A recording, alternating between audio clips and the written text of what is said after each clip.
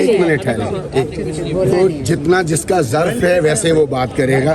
मुझे अपनी बेटी पे फ़ख्र है, मुझे अपने किरदार पे फ़ख्र है।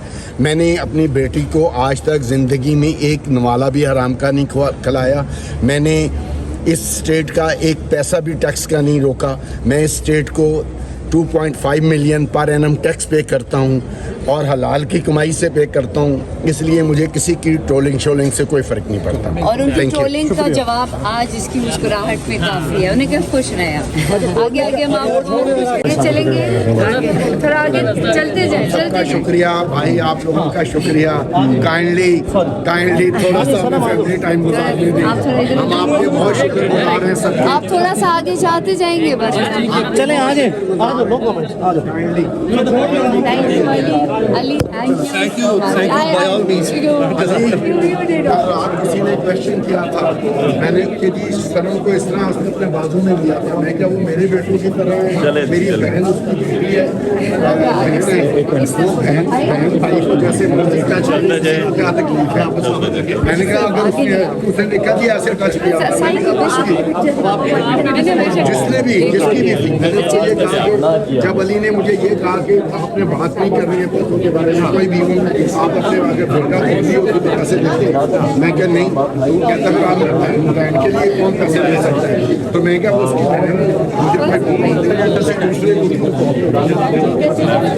चलें आगे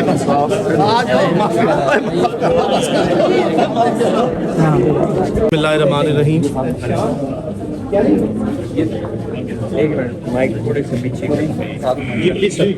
आप जानते हैं कि जावेद इकबाल खान साहब, जो सनम जावेद खान साहिबा के वालिद साहब हैं, इनकी तरफ से आज जो पिटिशन ऑलरेडी सनम जावेद की रिकवरी के लिए हेबियस कॉर्पस की पिटिशन पेंडिंग थी, उसमें मुअज़्ज़िज़ अदालत ने लास्ट डेट ऑफ हेयरिंग पे एक ऑर्डर पास किया था जिसमें ये सख्ती से रिस्ट्रेन किया था कि सनम जावेद खान साहिबा को इस टेरिटोरियल जुरिस्डिक्शन से इस्लामाबाद की बाहर नहीं ले जाया जाएगा।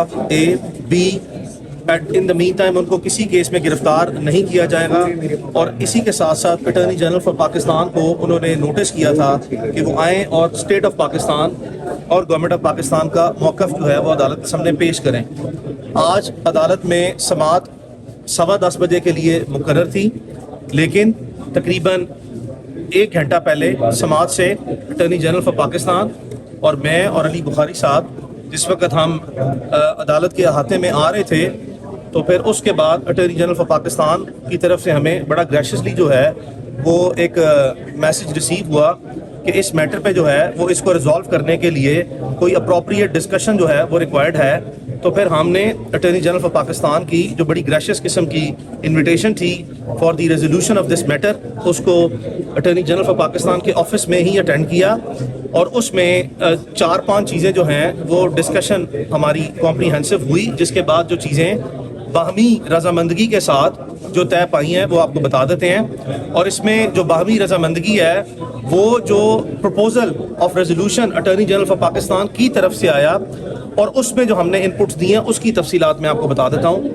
Attorney general for Pakistan was gracious and kind enough कि उन्होंने कहा that she is not going to be arrested in any further case. Sanam Javed Khan sahiba को आज के बाद